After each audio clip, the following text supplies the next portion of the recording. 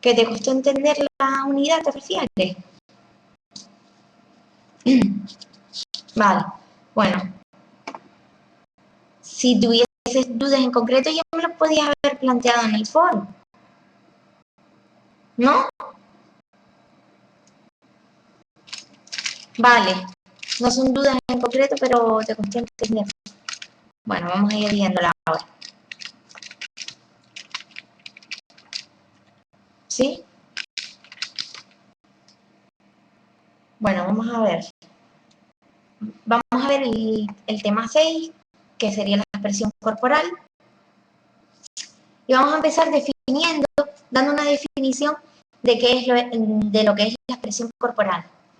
Y decimos que es un medio de comunicación que utiliza el movimiento del cuerpo, tanto el cuerpo en acción como las posturas o los gestos que realizamos con el cuerpo. ¿Con qué intención? Con una intención de comunicar y representar algo. Es decir, de comunicar unos sentimientos, unas emociones, unos afectos, unas ideas, tensiones. Además, el niño, a través de la expresión corporal, expresa el conocimiento que tiene del mundo, de las personas, la percepción de la realidad que tiene el niño. Por tanto, permite descubrir información a los niños que de otra manera sería imposible, ¿vale? Sobre todo cuanto más pequeños son de edad.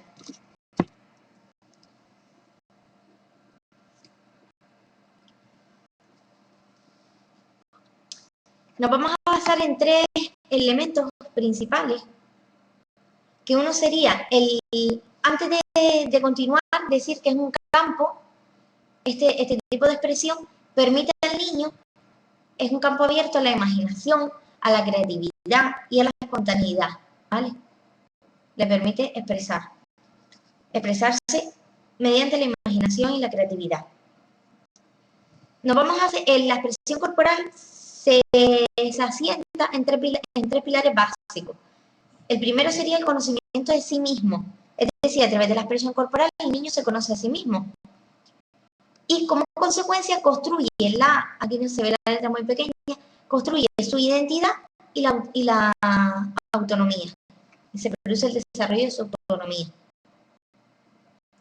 Conocimiento de sí mismo, ¿qué es? El conocimiento del propio cuerpo. Es decir, el niño se va a dar cuenta, va a ser consciente de las posibilidades de movimiento de su cuerpo, de gestos, de expresiones. Y este descubrimiento progresivo se produce gracias a ¿qué? A que el niño es capaz de imitar. Es decir, el niño descubre las posibilidades de movimiento de su cuerpo, ¿cómo? Pues imitando los movimientos, observando e imitando los movimientos que realiza el adulto. Por ejemplo, si ve que el adulto mueve las extremidades, pues él lo hará. Y como consecuencia, termina conociendo su cuerpo. El otro pilar básico es el conocimiento de los demás. Tanto de los iguales, de su compañero, como de los adultos, ¿vale? Este conocimiento de los demás, ¿qué va a permitir? Va a permitir la socialización y como consecuencia la integración del niño en el grupo. Pero el educador siempre debe respetar la individualidad del niño, es decir, cada niño tendrá un ritmo individual para integrarse en el grupo. Entonces eso hay que respetarlo siempre, no todos tienen que integrarse en el mismo momento. Permite además el conocimiento de los demás, que permite expresar valores compartidos, el respeto, permite el desarrollo del respeto, de la comprensión, de la aceptación. Y además del conocimiento de los demás, permite el conocimiento de sí mismo. O sea, el conocimiento de los demás permite el conocimiento de sí mismo. ¿Por qué? Porque el niño es consciente de su capacidad, de la capacidad que él tiene para influir en los demás. Entonces, cuando yo sé mi capacidad para influir en los demás, estoy conociéndome a mí misma al mismo tiempo, ¿vale? Entonces, estos 3 pilares se retroalimentan unos a otros, ¿vale? No son independientes entre ellos. Y el último que tenemos es el de conocimiento de los objetos. A través de la expresión corporal, el niño conoce los objetos a través de su manipulación. ¿Esto qué va a permitir? Permite que el niño la expresión de la autonomía, porque si el niño conoce los objetos va a poder ser autónomo. Cuando el niño conoce la utilización de la cuchara y del tenedor, va a poder tener autonomía. ¿En qué aspecto? En la rutina de la alimentación. Además de la expresión de la autonomía, va a permitir la confianza en sí mismo y la valía personal.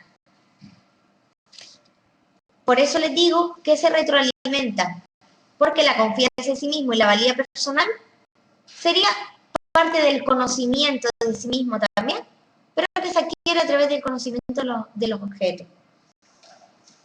El niño descubre las consecuencias de su manipulación en los objetos, si suenan, si se rompen, si se deforman, ¿vale? Además, organiza los objetos, los ordena, los clasifica, le da a los objetos funciones diferentes a las que estamos acostumbrados, ¿vale? Funciones más creativas, más imaginativas o simbólicas. Y además el objeto representa, es el mediador entre el niño y los movimientos que éste hace. Por ejemplo, cuando el niño se pone las gafas de sol, nos está expresando a través de un objeto que son las gafas de sol, nos está expresando que hace calor. Y además, hablar de la importancia de la comunicación con el adulto. Es decir, el adulto debe responder cuando el niño le ofrece un objeto. Cuando el niño le ofrece un objeto, puede responder hablándole, cogiéndolo, ¿vale? Eso es importante. Se debe facilitar, el educador debe facilitar el acceso a gran variedad de objetos y que luego ya el niño elija el que quiera, su preferido, pero se le ofrecerán variedad. Y dentro del conocimiento de los objetos hablamos del juego simbólico. ¿Por qué? Porque en el juego simbólico, si recuerda, el niño representa los roles sociales de los adultos, de sus adultos de referencia, utilizando siempre objetos, ¿vale? Por ejemplo, la muñeca. Pues cuando la niña representa el papel, el rol social de la madre, utiliza la muñeca para hacer eso. ¿Esto qué va a favorecer? Va a favorecer su autonomía, el niño va a empezar a ser autónomo, estamos hablando del conocimiento de sí mismo, y va a favorecer que el niño conozca pautas de relación, porque a través del juego simbólico, recuerden que el juego simbólico no solo lo realizaban ellos individualmente, sino con los demás niños, con sus iguales. Entonces, ¿a qué da lugar? A que conozca las pautas de relación, es decir, al conocimiento de los demás. ¿Se dan cuenta cómo todos se relacionan entre sí?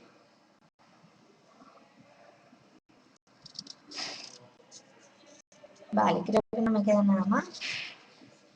¿Alguna duda?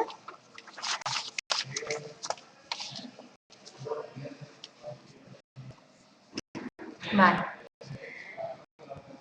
Aquí Daira no puso este apartado, pero es importante hablar de una serie de condiciones que debe cumplir la expresión corporal en la escuela infantil. Es decir, debe haber un ambiente de libertad expresiva, que el niño se exprese con total libertad, no que le estemos dando pautas en todo momento. Además, debemos aceptar las diferentes formas de expresión, desde las más convencionales a las más rocambolescas, por decirlo de alguna forma.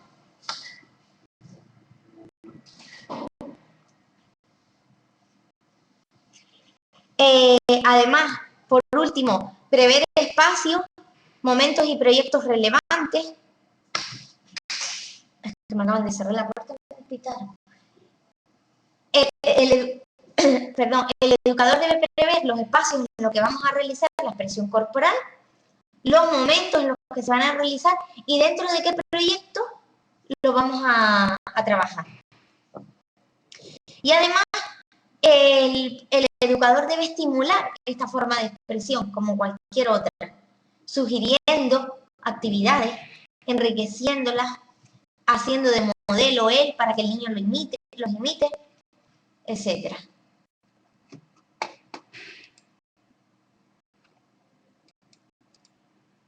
¿Puedo seguir?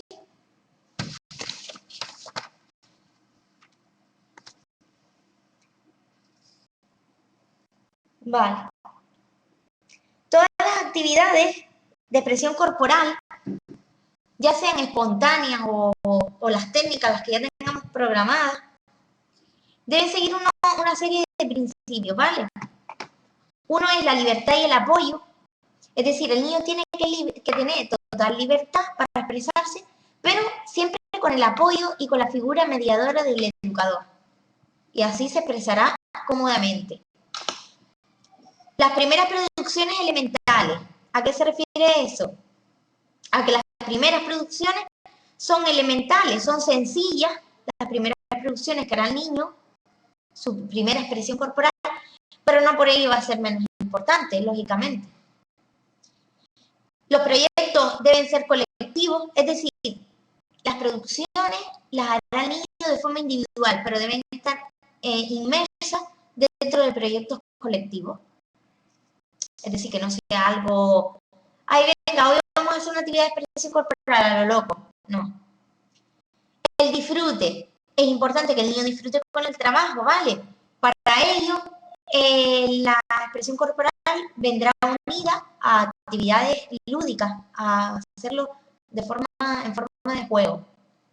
Primar la espontaneidad, es decir, vamos a valorar que el niño haga gestos y movimientos naturales, sin forzar, lo que le salga, primar un poco esa espontaneidad. Utilizar las diferentes posibilidades que nos ofrecen las técnicas y los materiales, ¿vale? Es decir, ante un mismo material, darle diferentes usos, eso es importante. Que la secuencia de las actividades sea flexible, que no sea rígida, no sea inamovible, sino que se puedan cambiar en función de qué, pues de las individualidades de cada niño, lo que sea. El educador debe poner entusiasmo en los proyectos que se realicen, valorar positivamente las producciones de cada niño y ofrecer modelos adecuados. Si se ponen a mirar estos principios, se pueden aplicar de manera general a cualquier tipo de expresión, ¿vale? De las que hemos hablado ya, de las que ya hemos dado. Son como generales. Las actividades no son el complemento entre tareas, es decir, no es, ay, pues como este niño termina esta tarea, haz una actividad de expresión corporal. No, debe estar planificada, programada, de antemano. Además, el educador debe potenciar la vertiente contemplativa, sobre todo al final del segundo ciclo, cuando los niños son mayores, que los niños pues contemplen tanto sus producciones, lo que ellos hacen, como lo que hacen los demás. De esta manera, el niño conocerá su cultura, aspectos de su cultura y de la de los demás, de culturas que no sean las suyas, y esto fomentará actitudes de valoración y respeto, de las producciones suyas, propias, y de las de los demás. Los niños deben explorar gran variedad de materiales, tanto los específicos como inespecíficos. Se deben trabajar las distintas producciones conjuntamente, es decir, la producción plástica, musical y oral se deben trabajar conjuntamente. ¿Por qué? Porque el lenguaje plástico, musical y oral se desarrolla a partir de la expresión corporal. ¿Por qué? Si en una actividad de expresión plástica, ¿por qué hay expresión corporal? Porque el niño tiene que mover su cuerpo, ¿no? O tiene que mantener una postura, tiene que realizar acciones. En la musical, lo mismo. Si el niño baila, ya el niño hay una expresión corporal. Y oral, pues cuando el niño realiza gestos para comunicarse, hay expresión oral y expresión corporal, ¿vale? O mientras habla, cuando mueve las manos, ahí hay una expresión corporal también. Porque a lo mejor yo, con hacerles así, no hay expresión oral, pero sí hay corporal, y a ustedes les dan un significado, ¿vale?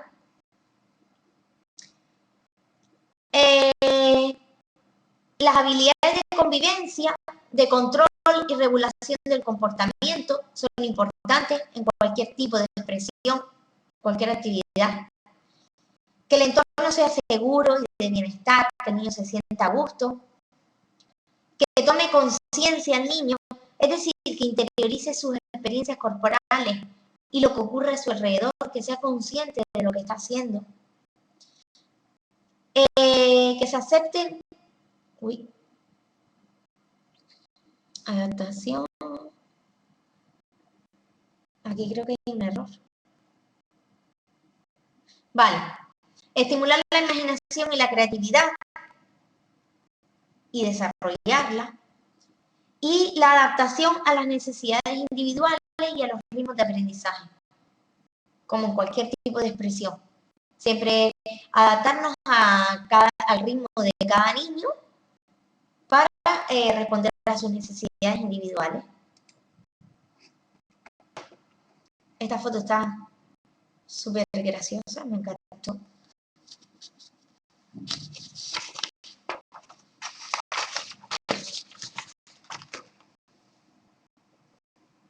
Vale. Los gestos y movimientos. Los gestos y los movimientos son la forma más primaria del cuerpo, ¿vale? De expresarse el niño cuando es pequeño. ¿Cómo se comunica? A través de las expresiones de la cara, de los brazos, de las manos principalmente, ¿vale? El niño reacciona al medio, tanto exterior como a las personas que le rodean, ¿vale? Y a través de estas reacciones al medio se construye el sistema de comunicación recíproca entre el adulto y el niño, ¿vale? Entonces, cuando el adulto le hace cualquier tipo o le dice algo al bebé, el bebé reacciona y ahí se está estableciendo el sistema de comunicación recíproca, que ya lo vimos en su día. La primera diada comunicativa se llama. Estableciéndose así los primeros vínculos afectivos, ¿vale? Porque a través de esa comunicación, pues, el adulto responde al niño, el niño le puede responder con una sonrisa, con un agrado, ve que responde a sus necesidades y por eso se establecen los primeros vínculos afectivos. Los gestos. Los gestos van evolucionando, ¿vale? A medida que el niño se va haciendo mayor. Los primeros son los automáticos. Cuando aparecen en las primeras semanas de vida y están condicionadas por los reflejos que aparecen con el desarrollo. ¿Qué son los reflejos? Los reflejos son una reacción del músculo ante estímulos del exterior. Es decir, el niño nace con una serie de reflejos, por ejemplo, el reflejo de succión. Cualquier cosa que le pongamos alrededor de la boca, el niño va a chupar, ¿vale? El reflejo de succión. Pues eso sería un gesto automático que aparece en las primeras semanas de vida y va desapareciendo. Los emocionales. Sobre el sexto mes de vida aparecen tanto los emocionales como los proyectivos. Los emocionales, ¿qué son? No son reflejos, no son gestos de reflejo como los automáticos, sino que son ya de emociones. Ya el niño a partir de los 6 meses ya expresa emociones, alegría, tristeza, desagrado, cólera o rabia, ¿vale? Pues a través de estos gestos expresa emociones. Los proyectivos son gestos para llamar la atención. Pues un gesto para llamar la atención que puede hacer un bebé, por ejemplo, puede ser, pues, no sé, mover la pierna continuamente. Y a lo mejor así hace que el adulto mire y le atienda, ¿vale? Eso sería un gesto proyectivo, que es para llamar la atención del adulto. Y los abstractos, que son los últimos, son gestos que representan lo que el niño tiene en el interior de la mente, ¿vale? Son gestos con las manos que realiza el niño para expresar algo.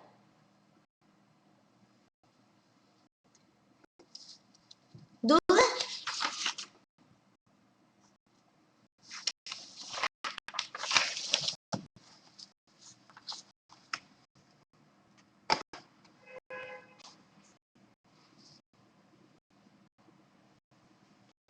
Vale.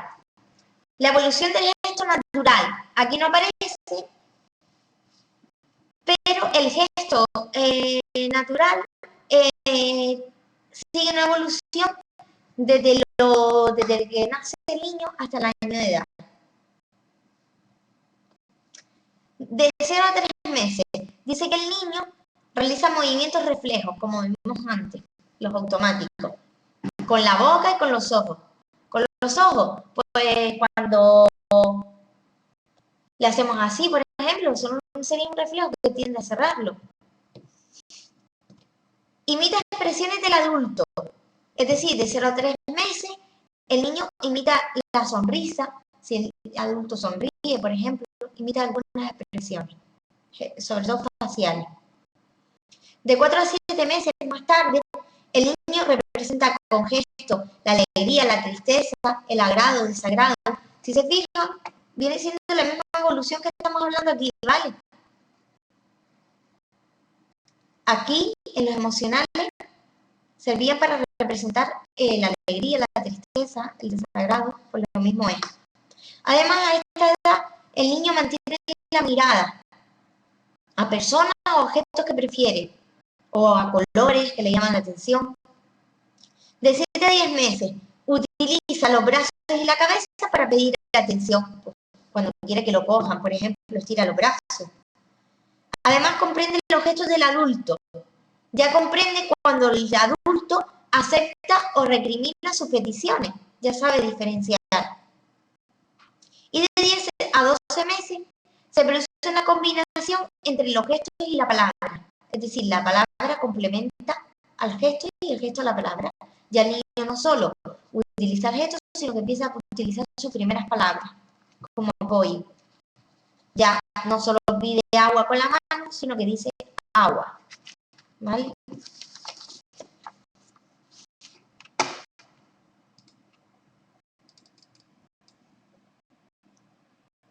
Los gestos como apoyo al discurso. El autor es Shefflin, creo que se pronuncia así, yo de inglés fatal.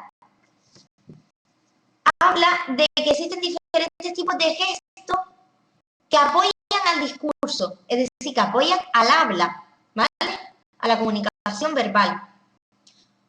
Unos serían de referencia, los primeros, que son los que se refieren a personas o cosas de las que habla. Es decir, cuando el niño habla de alguien, apunta con el dedo.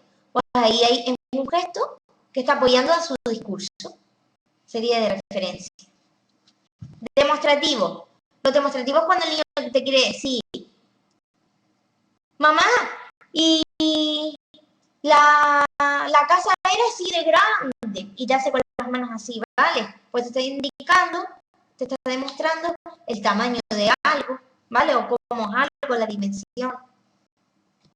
Los táctiles. Son breves contactos con la persona que escucha. Muchas veces los niños, cuando quieren que escuchemos, te toca y te jala de la mano para que tú le mires, ¿vale? Son táctiles. Y los enfáticos son los que utilizan los niños para realzar la importancia de algo. Es decir, cuando se da con el puño en la otra mano, como enfadado, como para resaltar que algo tiene importancia para él. ¿Vale?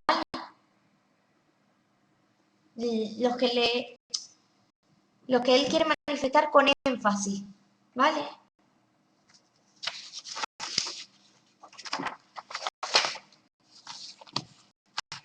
¿Sigo, chicas? Qué lindo, por Dios.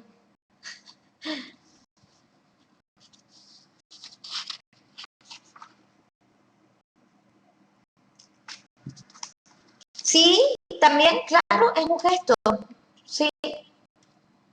Sí, es algo por lo que él quiere expresar, ¿vale? Rabia o que quiere realzar la importancia de algo. Sí, por ejemplo. Y que acompaña el discurso, siempre. Vamos a ver la evolución del gesto. Para Wallum existen diferentes fases o etapas, estadios, en los que evoluciona el gesto, ¿vale? A medida que el niño va creciendo. El primero sería el anabolismo. La primera etapa del desarrollo es el anabolismo. Y se refiere a la vida intrauterina, es decir, a los gestos que realiza el feto cuando está en el vientre. Y comentar aquí que sobre el cuarto mes de gestación, el niño responde a estímulos externos o internos de la madre. Y como consecuencia a cualquier estímulo, tanto puede ser un sonido, como puede ser al tacto de la mano, pues el bebé, el feto cambia de postura. Pues ese cambio de postura ya sería un gesto. La segunda etapa, la impulsividad motriz, se produce desde el movimiento, desde el nacimiento hasta los 6 meses. ¿En qué consiste? En que el niño, los gestos del niño se basan en descargas musculares. Su tronco, tanto sus extremidades superiores como inferiores, experimentan descargas musculares, que es lo que son gestos explosivos, no coordinados, que hacen que el niño se mueva, pero no, el niño aún no es consciente, ¿vale? De esos movimientos. Tercer estadio, el emocional, que va de 5 o 6 meses hasta los 12 meses, hasta el primer año de vida. Aquí el niño manifiesta las emociones a través del tono muscular y de las posturas. Manifiesta las emociones. Y además, sobre todo, estas emociones las manifiesta ante la madre o ante la figura de apego. Y por eso a este estadio se le llama simbiosis afectiva. Porque se produce, es como una etapa similar o que se puede asemejar a la del anabolismo, porque es cuando el niño establece esa simbiosis con la madre, simbiosis materna, ¿vale? El cuarto estadio, el estadio sensorio-motriz, desde los 12 meses hasta los 36, de 1 año a 3 años. ¿Aquí qué se produce? De 1 a 3 años, pues el niño empieza a caminar, entonces el niño empieza a adquirir autonomía en los desplazamientos. Su gesto se basa en que ya es autónomo para caminar. ¿Qué le permite esa autonomía en los desplazamientos? Conocer espacios más lejanos. Si antes gateaba, ahora puede caminar e incluso correr, pues puede explorar más espacios lejanos y conocer más objetos, porque si antes cogía los objetos que tenía aquí alrededor porque no caminaba, ahora cogerá todos los que quiera, ¿vale? Y además se produce un avance en el lenguaje. El niño empieza a preguntar el lugar donde se encuentran las cosas. ¿Por qué? Porque ya tiene mayor acceso a esos objetos y además empieza a preguntar sus nombres, los nombres de estos objetos, porque tiene mayor conocimiento de ellos. Y el último estadio, que es el del personalismo, que es de 3 a 6 años, es una etapa en la que se produce la independencia, el día más independiente, el enriquecimiento del yo, de su persona. Y además, en esta etapa, el movimiento va a representar, va a acompañar a las representaciones mentales. Ya el niño hace representaciones mentales y su gesto va a ser consecuencia de esas representaciones. De 3 a los 3 años, el niño rechaza o se opone a los seres más cercanos. ¿Por qué? Porque está afianzando su personalidad. Y entonces rechaza a estas personas. De 3 a 4 años, muestra habilidades y destrezas para ser admirado, para que el papá o la mamá diga, ay, mira qué bien lo hizo, ¿vale? Entonces, a esa edad, los niños necesitan esa aprobación de los demás. Y a los 4 o 5 años, el niño imita a las personas que admira, representando los papeles conocidos, imitando al papá, a la mamá, etc. Entonces, ¿han visto cómo evolucionan los gestos?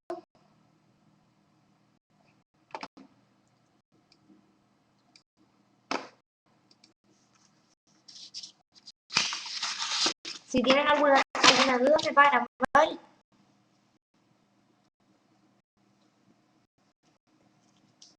Perdón, voy a beber un poquito de agua.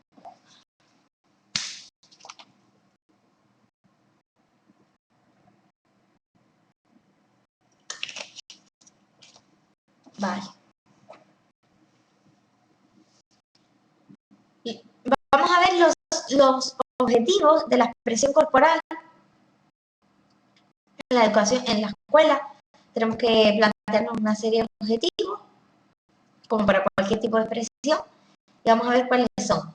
Uno sería que el niño descubra y utilice las propias posibilidades motrices, sensitivas y expresivas de su cuerpo, controlándolo progresivamente cada vez más. Otro objetivo es adquirir coordinación y control del cuerpo en general, tanto para tareas cotidianas, para que el niño realice tareas cotidianas, como para jugar, como para expresar sus sentimientos, emociones, o para establecer relaciones, que el niño vaya adquiriendo ese control de su cuerpo. Enriquecer la comunicación afectiva, ¿vale? Que hay una comunicación, un afecto, tanto entre el educador y el niño, como entre el niño con sus iguales, entre iguales. Desarrollar la autonomía sería otro objetivo, por medio de la confianza en las propias posibilidades de expresión, el niño, y a través del conocimiento de su cuerpo, el niño desarrolla su autonomía. Identificar y respetar los sentimientos, las emociones y las necesidades de los demás es otro objetivo. Progresar en la adquisición de hábitos y actitudes de bienestar, seguridad, higiene, fortalecimiento de la salud. Realizar movimientos, es decir, que se produzca armonía, que los movimientos se realicen acordes en el tiempo y en el espacio, que hay una armonía, ¿vale?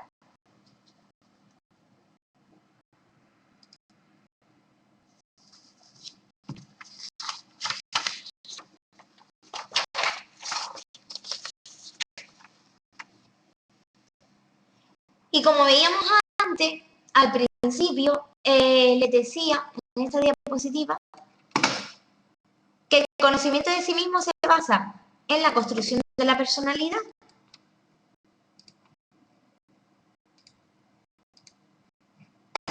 A ver, para aumentar.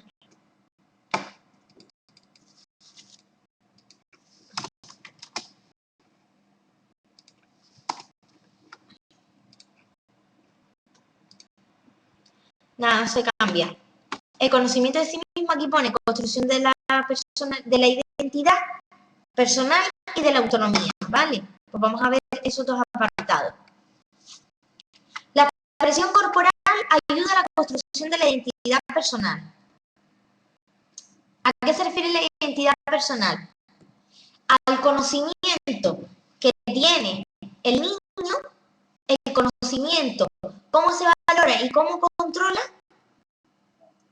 se controla a sí mismo, ¿vale? Es decir, la imagen que tenga de sí mismo. Este proceso de reconocimiento de sí mismo se produce entre los 9 y los 12 meses, pero anterior a este se produce el conocimiento de los demás. Primero se produce el conocimiento de los demás y luego el de sí mismo. O sea, primero se produce el de los demás, este se produce antes de los 9 y 12 meses, y luego se produciría el de sí mismo, ¿vale?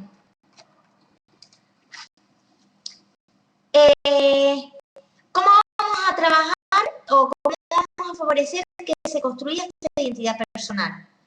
Pues a través de las experiencias, relaciones e interacciones que tenga el niño con su medio, con el entorno físico, natural y social. Por ejemplo, con la comunicación que se establezca con los educadores, va a favorecer, esa comunicación va a favorecer la identidad personal, ¿vale? La construcción de la identidad personal. Además, El conocimiento y el control postural, corporal, va a favorecer esta identidad personal. ¿Por qué? Porque el niño va a aprender a saber cuáles son sus posibilidades y sus limitaciones. Sabiendo nosotros cuáles son nuestras posibilidades y nuestras limitaciones, construiremos la imagen de nosotros mismos, ¿vale? ¿Qué debe intentar el educador? Que esta imagen sea siempre positiva. Si tenemos un niño que su imagen de sí mismo es negativa, ya no lo hemos cargado, ¿vale? Entonces tenemos que intentar que el niño tenga esa imagen positiva de sí mismo. Que hace una cosa mal, venga, no te preocupes, tú sabes hacerlo, seguramente que mañana lo harás mejor, ¿vale? Con mensajes de motivación siempre.